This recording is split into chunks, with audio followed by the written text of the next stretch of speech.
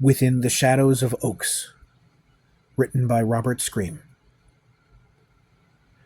There's lots of rumors going around our town here. Rumors that there's something or someone in the woods, watching and waiting for people to lose themselves in the oaks and pines before they strike. I've heard all the stories, sightings of things in the woods that don't belong, a man with a goat skull, little gray men, and many other supposed sightings of creatures that can't exist.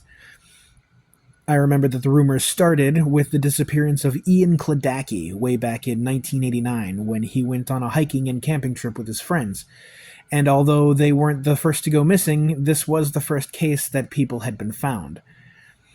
Everybody has their own different story about what happened, but the most common and most widely believed parts of the story are as follows. It happened one Friday in November when Ian, who was 19 at the time, and his 4 friends decided to take a hike through the woods and go camping for a bit. Their parents knew, of course, but they only expected their kids would be gone for about a week or two. But then the days turned into weeks, and then those weeks turned into a month, and the parents began to worry. Finally, after a while, they started a search party.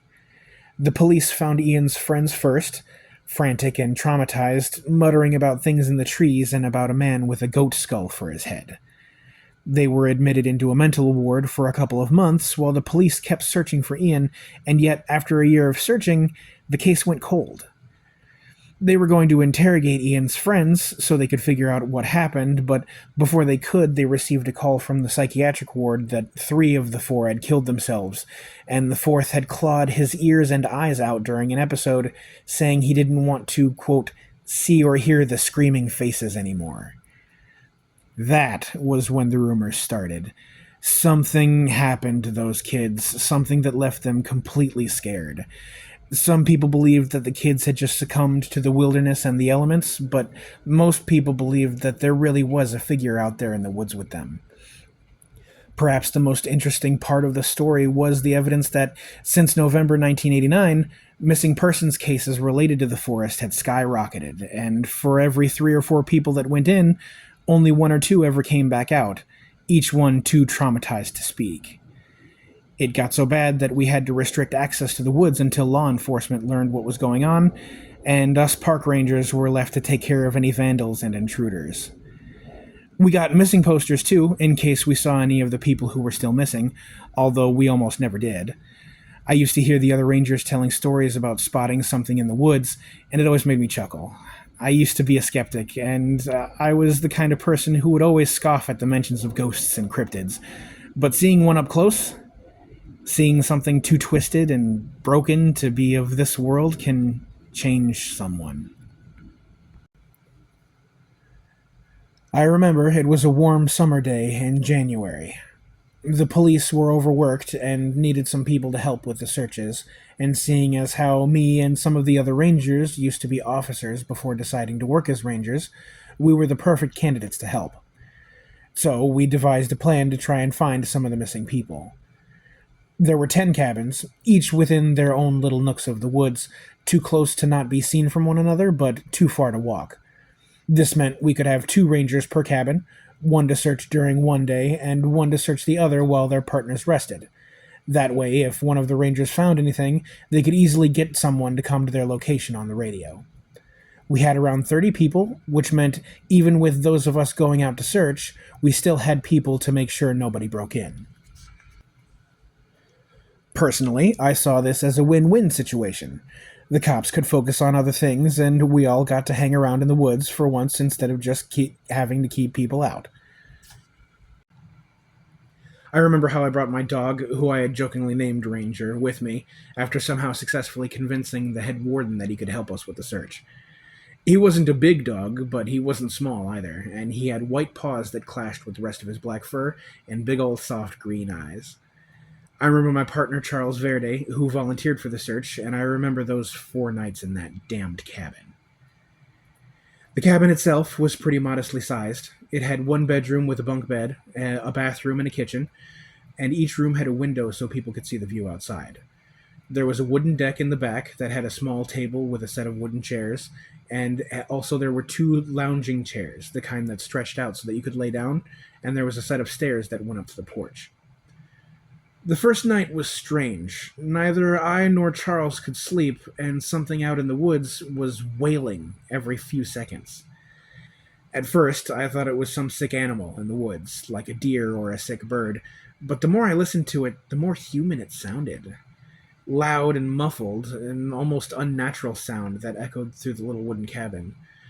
Charles went out to search, but came back after a few minutes saying he didn't see anything. Eventually, the wailing stopped, and finally, we were able to get a few hours of rest until morning. On the first day, the thing made its presence known. Charles was out looking with the others, and I was left to cook breakfast. I wasn't the best cook, but I was good enough to know how to make a plate of eggs and bacon. So I went to the fridge, I grabbed an egg, and I cracked it into the pan, and that's when I heard it. This loud, resounding thump coming from the window. At first, I tried to ignore it. I thought it was probably one of the other rangers pulling a prank on me, but then I turned around and stared at the window as the thumping continued.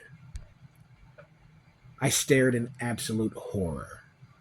It was a severed human hand, jammed into a mess of sticks and rocks, swinging and bumping into the glass, every time harder than the last. I ran out of the cabin, desperately turning the corner to the window, only to see nothing. I thought that maybe I had imagined it until I noticed something sticking to the window. It looked like blood, but it was dark and gritty. I was about to examine it when suddenly I saw the smoke billowing from inside the window. In my hurry, I forgot the eggs in the pan, and although the cabin was fine, I still couldn't shake the feeling that something was watching me the rest of the day. That night, the wailing was so much louder than before, as if whatever was causing it was waiting just outside the cabin. I was able to bear it and fall asleep, and in the morning I woke to Charles calling me from outside. Someone had vandalized our cabin. It was just above the bedroom window, painted in what looked like fake blood. Some of it was even still dripping. I only wish it was a joke, but the crude message read, "You're all damned." That was also the day that I was meant to go searching, and while I found almost nothing, I eventually wandered across a dead deer. It was horribly disfigured. Its bones were broken and snapped out at odd angles, and its jaw was smashed in on itself. It looked like it had fallen off a cliff nearby, but it also looked like that was deliberate, like it was running from something and didn't notice the cliff. When I got back to the cabin just as the sun set, I heard Charles calling out for Ranger. I asked him what was wrong, and he told me he had let Ranger out to do his business, and then the dog just ran off. He'd been looking for him ever since. I shrugged it off. Ranger was a loyal dog, and he was surprisingly good at finding me when he wanted to, so I just told Charles that he would turn up and just wait till morning.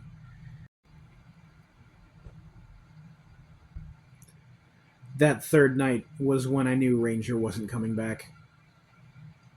At first I thought it was just the animalistic groaning from the nights before, but then I heard the tearing and snapping and whimpering.